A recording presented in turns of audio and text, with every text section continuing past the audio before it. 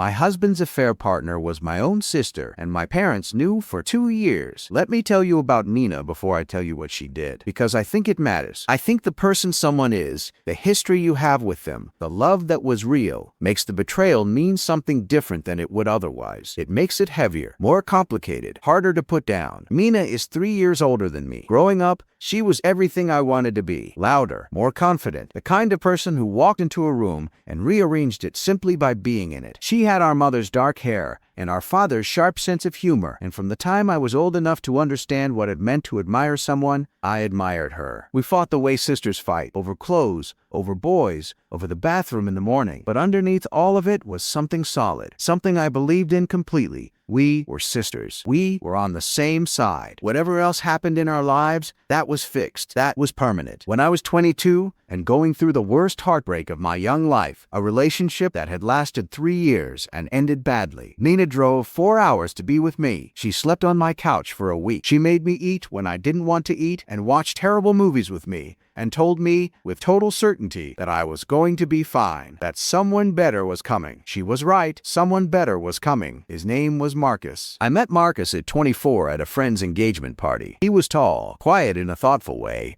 and he laughed at things that were actually funny rather than things he thought he was supposed to laugh at. We talked for 3 hours that night without noticing the time passing. He asked for my number at the end of the evening with a directness that I found immediately charming. We dated for 2 years. We were engaged for 1. We were married on a Saturday in October, a small ceremony in the garden of a country house, 37 guests, fairy lights strung between the trees. Mina was my maid of honor. She stood beside me at the altar and held my bouquet while Marcus put the ring on my finger, and she cried. Real tears, not polite ones, and I remember thinking in that exact moment that I was the luckiest woman alive. I had the man I loved and the sister I loved and parents who loved us both, and a life that felt completely and genuinely like more than I had dared to hope for. I was 27 years old. I had no idea. The first 2 years of our marriage were good. Not perfect, no marriage is, but genuinely, solidly good. Marcus and I had bought a house together 6 months before the wedding,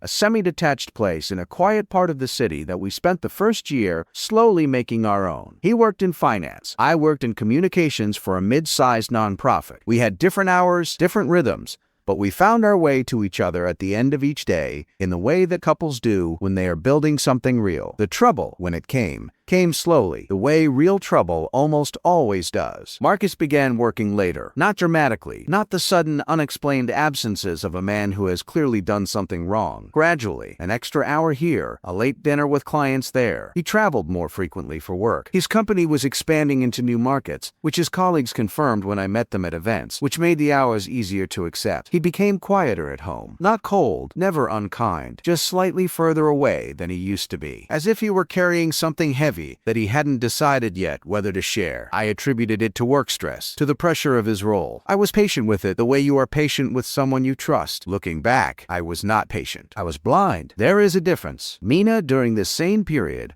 was going through what she described as a difficult time. She had ended a long relationship, she said, and was finding it hard. She came around more often, dinners at our house, Sunday lunches, occasional weeknight visits when she said she just needed company. I was glad of it. I loved having her close. I thought Marcus liked her company too. He did. That was the problem. There were no signs, or rather there were signs, and I dismissed them all because they were coming from directions I had never thought to look. Mina and Marcus had always gotten on well. Of course they had. I had wanted them to. He had been at family events for years before we married, and they had developed the easy rapport of two people who are brought together by someone they both love. They teased each other. They had running jokes I was not always part of. I had always found this charming. I find it very different things now. Once, about 18 months into our marriage, I came home early from work to find Marcus and Nina sitting at my kitchen table with 2 empty wine glasses between them. Nothing dramatic. They were talking, laughing, even. Nina said she had stopped by on impulse and Marcus had been home early. He offered her wine. Normal. Completely normal. I made them dinner. We all sat together. I remember feeling that evening A warmth I associated with the best parts of my life. My husband, my sister, my kitchen. I have thought about that evening many times since. It started, in the end, with a phone. Marcus's phone, unlocked on the kitchen counter one morning while he was in the shower. I was not looking for anything. I want to be absolutely clear about that, because it matters to me. I was not a suspicious wife rifling through her husband's things. I was making coffee and his phone lit up with a message and I glanced at it the way anyone would glance at something that moves in their peripheral vision. The name on the screen stopped my heart. Not a name I didn't recognize. Not an unknown number. Not a mysterious initial or a contact saved under a fake name. Mina. It was my sister's name on my husband's phone at 7 in the morning. And the preview of the message, just the first line, just the few words that appeared before the screen went dark again, was enough. Not explicit, not graphic, just intimate. The kind of intimate that belongs to people who have been alone together many times. The kind of intimate that has no innocent explanation between a man and his wife's sister. I stood at my kitchen counter for a very long time. I did not pick up his phone. I did not read the full message. I put my coffee down and I walked to the window and I looked out at the garden and I thought very carefully about what I had just seen, about what it meant, about what I was going to do. Marcus came downstairs 20 minutes later, freshly showered, and kissed me on the cheek and asked if there was any coffee left. I said yes. I poured him a cup. My hands did not shake. I am still surprised by that. I said nothing about what I had seen. Not that morning, not the next day. I needed to be sure, and I needed to understand the full shape of what I was dealing with before I said a single word out loud. So I watched. I became, for 3 weeks, the most observant person in my own life. I noticed things I had previously walked past. I remembered things I had previously explained away. I constructed, slowly and carefully, from the pieces I had been stepping over for months without looking down, a picture I did not want to see. Marcus and Mina were not having a casual flirtation. They were not exchanging a few inappropriate messages they would eventually regret. They were, it became clear to me, over those 3 terrible weeks, deeply involved. The kind of involved that takes time to build. The kind of involved that does not happen quickly, which meant it had been happening for a long time. Longer, as I would eventually discover, than I had any idea. I confronted Marcus on a Thursday evening. I had spent 3 weeks preparing, and I had evidence. Not dramatic evidence, not private investigators or hidden recordings, but enough. Screenshots I had taken of his unlocked phone on 2 subsequent mornings when I had made sure to be nearby. A receipt from a hotel 40 minutes from our home. A pattern of absences that, once I stopped accepting the explanations at face value, made a coherent and devastating story. Marcus broke within minutes of the conversation starting. I had expected denial. I had braced for it. Instead, he sat across from me at our kitchen table, and something in him simply collapsed, the way things collapse when the structure holding them up has finally given way. He told me it had been going on for 2 years. We had been married for 3, which meant it had begun within the first year of our marriage, within months, possibly, of the wedding at which Nina had stood beside me and cried. I sat with that number, 2 years, for what felt like a very long time before I asked the next question. I asked if anyone else knew. Marcus looked at the table, and in the 3 or 4 seconds before he answered, I understood what the answer was going to be. My parents knew. Not suspected. Not guessed. Knew. My mother had found out 14 months earlier when she had called Mina's phone, and Mina, who had not looked at the screen before answering, had been in the middle of a conversation with Marcus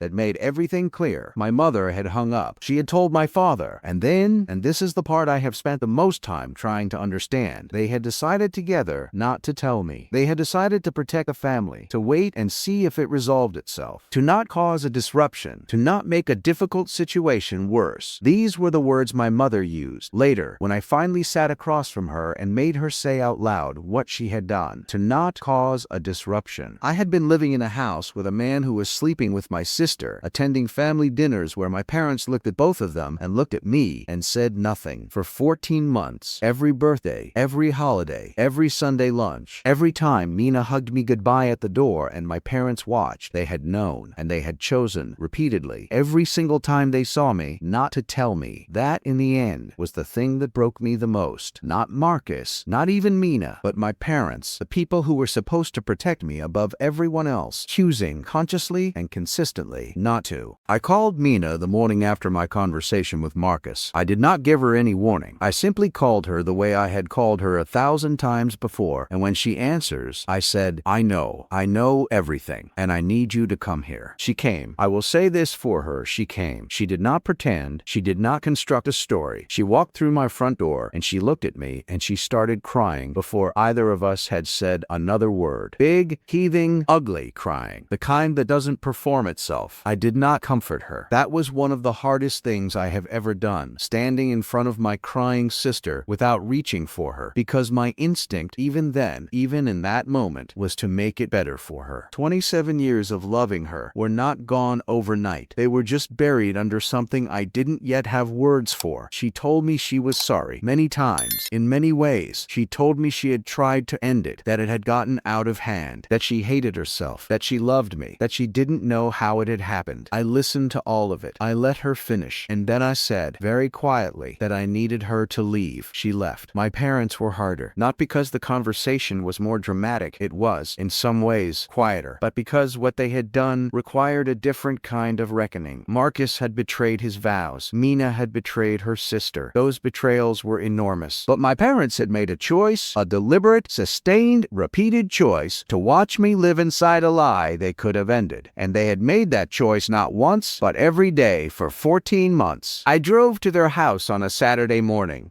I sat across from them at their kitchen table, the same table I had sat at for every important conversation of my life. And I laid out what I knew and what I knew that they knew. My mother cried. My father went very still. I let them speak. I listened. And then I told them what I needed to say. I told them that I understood they had been trying to protect the family, that I knew they had believed, however wrongly, that staying silent was the kindest option, that I did not doubt they loved me. And I told them that none of that changed what they had done, that love without honesty is not protection, that watching your child be deceived and choosing not to intervene is not neutrality, it is a choice, a specific, active choice with consequences, and that those consequences were now mine to live with. I left their house. I did not know when I would go back. Marcus and I separated within 2 weeks of that Thursday evening conversation. The divorce took nearly a year. Civil enough, as these things go, though civil is a strange word for something so essentially uncivilized. We divided our things, sold the house, and signed documents that turned 3 years of marriage into a stack of paper. I do not hate Marcus. I have surprised myself with that more than once. What he did was a profound betrayal of me, of our marriage, of the trust that is the foundation of any shared life. But he was also, in some complicated way that I am still working through, a person who made catastrophically wrong choices and then could not find his way back from them. I understand weakness. I do not excuse it, but I understand it. Mina, I have not spoken to in 2 years. That silence is not anger exactly, or not only anger. It is grief, deep, specific, personal grief, for the sister I believed I had, for 27 years of what I now have to re-examine through a different lens. Not all of it was false. I know that. The Nina who drove 4 hours to sleep on my couch when I was heartbroken was real. The Nina who stood beside me at my wedding and cried was real. But she was also, simultaneously, the Nina who would spend the next 2 years doing what she did. Both of those things are true, and I do not yet know how to hold them in the same hand. Maybe someday I will be able to. Not yet. My parents and I are slowly and carefully finding our way back to something. It is not what we had before. It cannot be. But my mother called me 6 months after everything came out and said something I had not expected. She said, I think I told myself it was going to resolve itself because I couldn't bear to be the one to hurt you, but I was already hurting you. I just couldn't see it. That was the most honest thing she had ever said to me, and I held it very carefully. We are in the early stages stages of something that might eventually become repair. I am not rushing it. What I have built instead, in the space where so much was taken, is quieter and more deliberate than what came before. I moved to a different part of the city. I deepened friendships I had let thin during the years of family obligation. I started therapy, proper, committed therapy, not occasional sessions, and it has been the most important investment I have ever made in myself. I started running again, long distances, early mornings, before the city is fully awake. There is something about moving through space alone, at your own pace, that the past 2 years have made me understand differently. You cannot run someone else's race. You cannot run it for them, or because of them, or in spite of them. You can only run your own. I am 31 years old. I have been divorced for 14 months. I have not spoken to my sister in 2 years. I have rebuilt my relationship with my parents from a place of honesty